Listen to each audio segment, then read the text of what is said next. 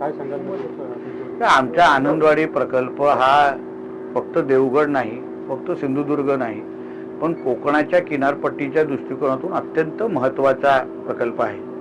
जेव्हा पायांसारखे वादळ आले तेव्हा आजूबाजूच्या राज्याच्या बोटी पण आमच्या आनंदवाडी प्रकल्पाच्या इथे येऊन त्यांनी आपल्या बोटी थांबवल्या किंवा पार्किंग केलं. या बंदराचा विकास व्हावा हा गेली 18 वर्ष विविध पातळीवर त्याचे प्रयत्न सुरू आहेत. आणि म्हणून आता आमचं महायुतीचं सरकार आल्यानंतर आदरणीय मुख्यमंत्री देवेंद्र फडणवीस साहेबांच्या माध्यमातून या आनंदवाडी बंदराच्या विकासासाठी 85 कोटी आम्हाला मत्स्य मंत्रालय म्हणून आम्हाला प्राप्त झालेले आहेत. आज ह्या बंदरामध्ये येऊन ज्या मच्छीमारांसाठी आम्ही हे बंदराचा विकास करणार आहोत त्यांना सुविधा पुरवणार आहोत. त्यांना विश्वासात घेऊन त्यांच्या सूचनेनुसार त्यांच्या मार्गदर्शनानुसार या बंदराचा विकास करण्याच्या दृष्टिकोनातून आज आम्ही इथे बैठक घेतली.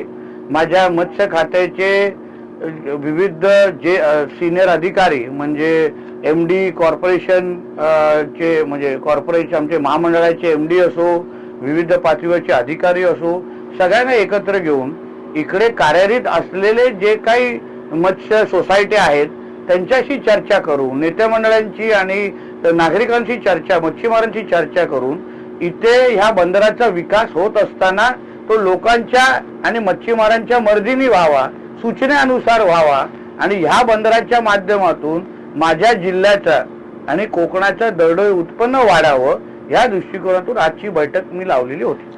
नरेंद्र मोदींचा 17 सप्टेंबरला पंतप्रधान म्हणून शेवटचा वाढदिवस असेल असा दावा संजय राऊत यांनी केला. तुम्ही सांगा, संजय राजाराम राऊतचा असा कुठला दावा आजपर्यंत खरं झालेला आहे? त्यांनी कितींदा हे सरकार पाडण्याच्या तारखा दिलेल्या आहेत, त्याच्यामध्ये तो स्वतः जेल पण जाऊन आला. म्हणून संजय राजाराम राऊतला आता स्वतःच्या पक्षामध्ये गांभीर्याने घेत नाही. आदरणीय पंतप्रधानांना ह्या देशाच्या जनतेने तिसऱ्यांदा नेतृत्व करण्याची संधी दिलेली आहे आणि म्हणून संजय राऊतांनी फक्त तारखा मोजत राहावं. जसं तो सनी देओलचा आहे ना, तारीख पे तारीख करत राहावं. आमच्या पंतप्रधानांच्याच नेतृत्वाखाली आमचा भारत महासत्ताच्या दिशेने अशाच पद्धतीची वाटचाल करत राहील. चिपळूणमध्ये सुभाष देसाईंनी एक वक्तव्य केलंय, भास्कर जाधव हे मुख्यमंत्री होतील अशा प्रकारचं एक वक्तव्य त्यांनी सभेत केलं. त्यांनी कदाचित राज्य सांगितलं नाही ना, कारण का महाराष्ट्राच्या मुख्यमंत्र्यांची बुकिंग झालेली आहे. आमचे देवेंद्र फडणवीस साहेब अतिशय सक्षम काम करतायत. ते कदाचित कुठेतरी नागालँड कुठेतरी आजूबाजूच्या राज्याचा उल्लेख सुभाष देसाईजी करत असते. लोकशाही मराठी ऐका, पहा, जागरूक रहा.